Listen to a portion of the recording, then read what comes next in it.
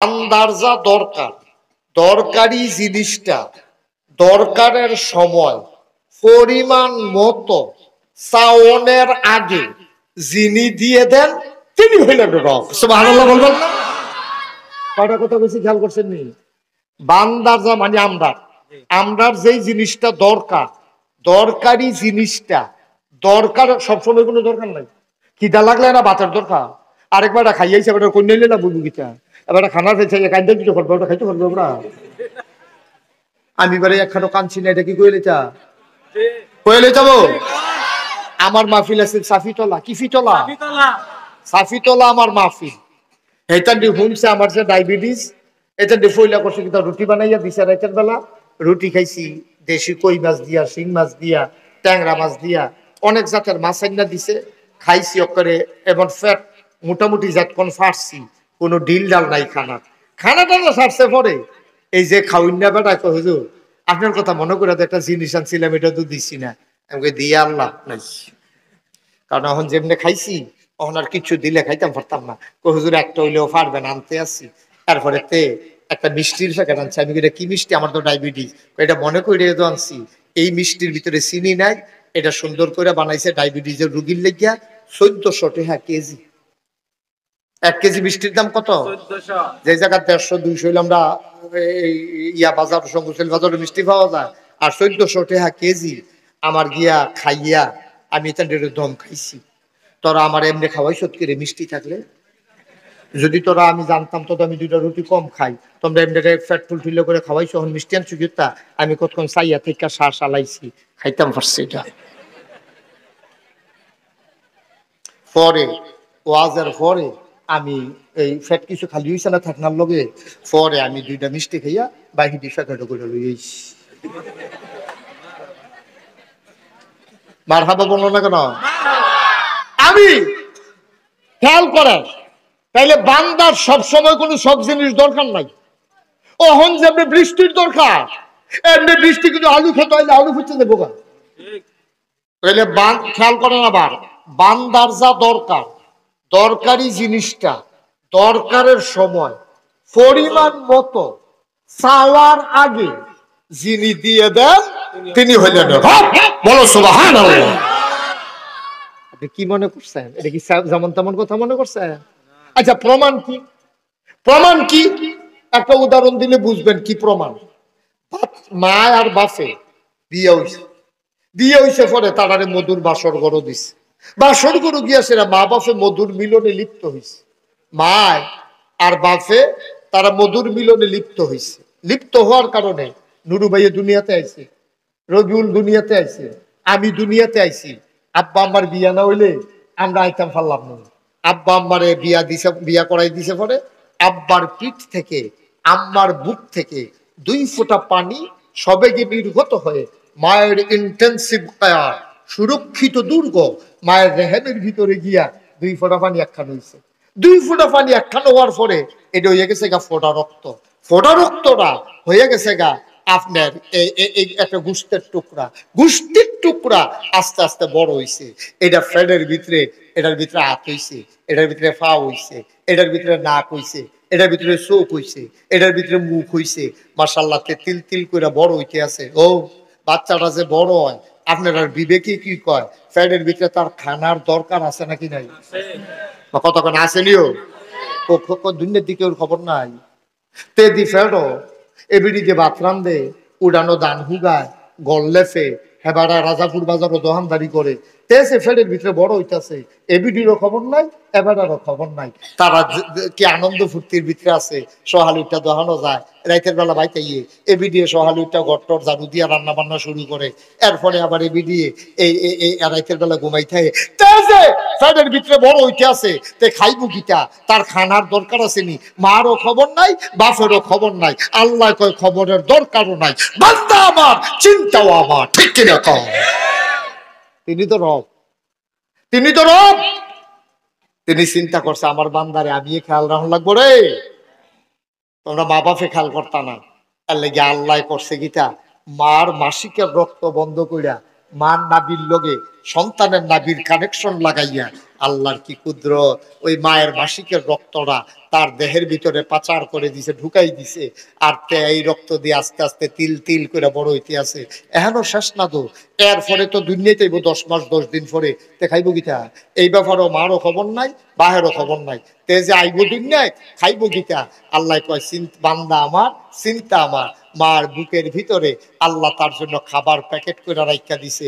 বিয়ে হয়েছে 10 বছর, 10 বছরের ভিতরে বাচ্চা হয় না, বুকও দুধ আইয়া না। যেই মাত্র ফেরো বাচ্চা আইছে, মার বুকের ভিতরে দুধ জমা হইতে শুরু করছে। সুবহানাল্লাহ বলবেন না? কি রঙের গড়া দৌড়াইতে আছেন? কুদ্দুর চিন্তা করছেন নি আল্লাহ আপনার লেগে কিতা কিতা করছে? কি সুন্দর করে সবকিছু সাজাই রাখছে, আপনার খবর আছে কিচ্ছু? মায়ের গর্ভের ভিতরে আপনার জন্য মায়ের দেহ থেকে রক্ত ঢুকাই দিলেন, নাভির সাথে নাভির কানেকশন লাগাইয়া। কেন তিনি মুখের ভিতরে দিলেন না? রক্ত হইল না পাক জিনিস, মুখে দিয়া রক্ত দিলে মুখটা না পাক হয়ে যাবে। এই মুখ দিয়ে আমার বান্দা আমারে আল্লাহ কইয়া ডাক দিব, মাহফিল বইয়া বইয়া সুবহানাল্লাহ কইব, আলহামদুলিল্লাহ কইব। সকালে বক্তব্য গিয়াতে আউযু বিল্লাহি মিনাশ শাইতানির রাজিম, বিসমিল্লাহির রহমানির রহিম কইয়াতে কোরআন তেলাওয়াত শুরু করব। এই মুখটা দিয়াতে আমি আল্লাহ নামের জিকির করব, আমার নবীর উপরে দুরূদ পড়ব। এই মুখটা যদি আমি নাপাক বানাইলাই রক্ত দিয়া, নাপাক মুখেতে ফাক আল্লাহর নাম লইব, আমার কই যায় মানে না। এর লেগে আল্লাহ কয় বান্দারে, ও বান্দা, আমি নাভির সাথে নাভির কানেকশন লাগাইয়া রক্ত ঢুকাই দিছি, তোর মুখের ভিতরে নাপাক লাগতে দেই নাই। বলো সুবহানাল্লাহ। ছোট্ট একটা প্যাকেটের মতো, একটা ব্যাগের মতো ছোট্ট, এটার ভিতরে তোমার কেমনি গুলমুল্লা করে ফেসফুস লাগাইয়া তোমার এটার ভিতরে বড় করতে আছে। নাবি দিয়ে খানা দিছে, মুখ তারে ফাঁক রাখা দিছে এই ছোট্ট জায়গাটার ভিতরে। আর আমরা তারা দুনিয়ায় তাইয়া তার বয়স হয়েছে তে মাশাআল্লাহ যুবক হয়েছে। যুবক হইয়া সেটা যেই আল্লাহ তুই ছোট্ট জায়গাটার ভিতরে তোর মুখটারে ফাঁক রাখছে, তুই এই দুনিয়ায় তাইয়া সেটা তুই এখন যুবক হইছ, তুই গার চুল বড় করে রাখছ, গাল লাড়া দিয়া মা বাপের লগে কথা কস, তুই বাইতে বাইতে কই জানি জায়গা চিফা সাফার ভিতরে ফেন্সি ডিলিয়া বা গাঞ্জা খাইয়া তুই বাইতাইস।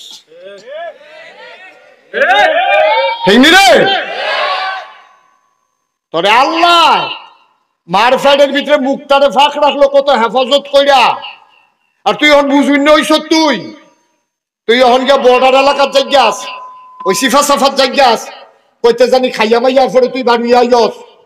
কি কারবার কি? আল্লাহ সব মুখটারে তোর ফাঁক রাখলো, আর তুই নিজে ইচ্ছা করে তোর মুখটারে না ফাঁক বানাই লাইলি। ইয়াব্বা খায়, আঞ্জা দিয়া গাঞ্জা খা, ঠিক কিনা ক? ফেন্সি ডিল খায়, আমার ফলাফান্ডি জামন্ডা ধরে তাই। আহা,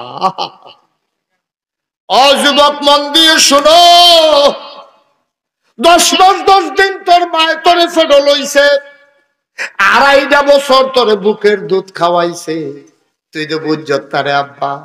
কলজার টুকরা যুবক রে, তুই মার কষ্ট কিচ্ছু বুঝছত তা। মাগরিবের পরে তোর বাপে চাইছিল আড্ডা মাড্ডা মাইরা এসার টাইমে গড়াইয়া খাইয়া ঘুমান দেয়, তোর মা অলগে দিয়া হইতা রইছে, তোর মার ফেডের ভিতরে তুই বড় হইতে আস। এলেগে বুদ্ধি কইরা তোর আম্মায় তোর আব্বায় একটা হারিকেন ধরাই রাখছে মাথার কাছে, কারেন্টের বড় একটা ডিম লাইট না লাগাইছে। কোন সময় হঠাৎ করে কোন বিপদ হয়, আন্দাইরের ভিতরে বিপদ হইব।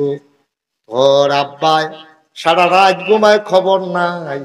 একদিন আদিয়া দেহে তোর মায় বিছানার ভিতরে নাই, ঘুমাইতে আছে জামাই বউ, তোর আব্বায় আর আম্মায়, আদিয়া দেহে তোর মায় নাই। এবারে তাড়াতাড়ি করে হারিকেনটার কুদুর বাড়াই দিছে, গেল কু, এবারে উঠছে, ওইটা দেখে না বিছনার সাইডে ফেটে তো নাই। আরে কই গেল কই গেল, দরজা তো বন্ধ। আস্তে করে বেড়ার কাছে গিয়া দেখে জানালার ফাল্লা খুললা, জানালার শিখো ধরে ধরে দাঁড়াইয়া দাঁড়াইয়া কানতে আছে। সুবহানাল্লাহ কইতা না? তোর মায়, তোর মায়, তুই এমনি আইসত না তো, তুই নাই, তুই ওখানে না মাসিনস না, প্যাডের ভিতরে থাকতে তোর মায় কিতা করছে কুদুর হুনস না।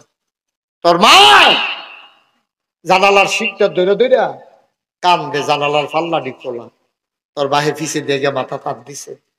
কই কি মন খারাপ, বাপের বাড়ির কথা মনে পড়ছে? এবিডিয়ে কান্দে আর কয় এখন বাপের বাড়ির সময় আছে, 10 বছর 15 বছর হয়ে গেছে, বিয়ে হয়েছে, ওখান আর বাপের বাড়ি কি কয় কান্দো কেরে? এবিডি কান্দে আর কয় আমি তো ঘুমাইছিলাম, আমি তো ঘুমাইছিলাম, হঠাৎ করে পেটের ভিতরেতে আলু দিয়ে গুতা দিছে, মাথা দিয়া ঢুস মারছে, আমার কলজাটা গিয়া লাগছে, আমি আর ঘুমাইতে পারি না।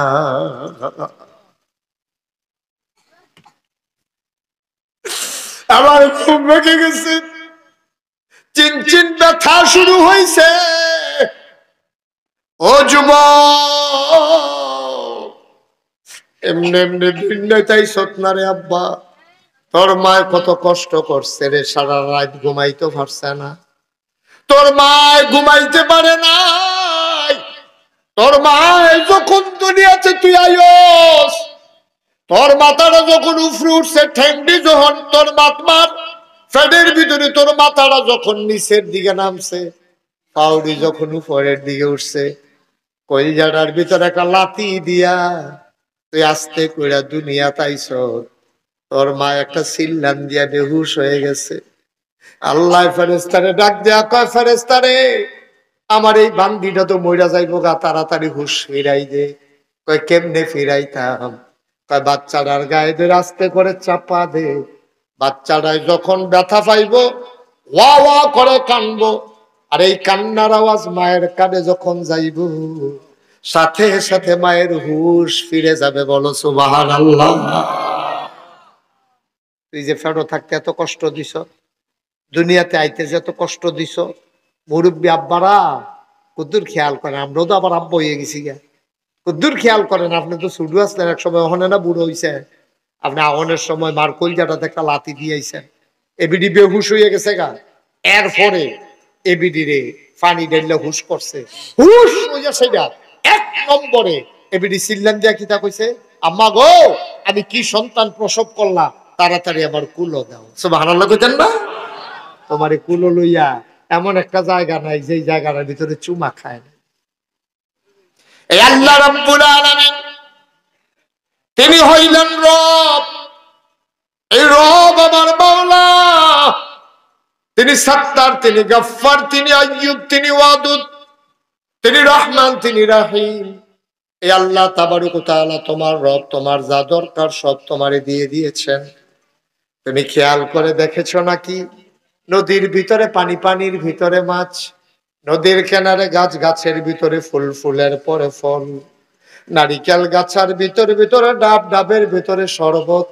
অমুসলমান তুমি খেয়াল করে দেখেছো নাকি আখের ভিতরে রস? সব যিনি দিলেন এই বান্দার জন্য, মাথার উপর আকাশ সাজাইলেন খুঁটি ছাড়া, জমিন করে দিলেন সমতল করে, ওলো কোলো বেগে বয়ে যাওয়া নদী দিলেন, সব যিনি দিলেন তিনি আর কেউ না, তিনি আমার আল্লাহ। ঠিক কিনা? এই আল্লাহর শুকরিয়া আদায় করে শেষ করে যাওয়ার ক্ষমতা আপনার নাই, শেষ করে যাওয়ার ক্ষমতা আপনার নাই। কোন জিনিসটা আল্লাহ দিছে না, এরকম একটা জিনিস দিয়ে আনছেন আপনি? কোন জিনিসটা আপনার আল্লাহ দিছে না এরকম একটা জিনিস দেখান? একটা জিনিসও নাই। এই জন্য আমি প্রায় পৃথিবীর সব গাছ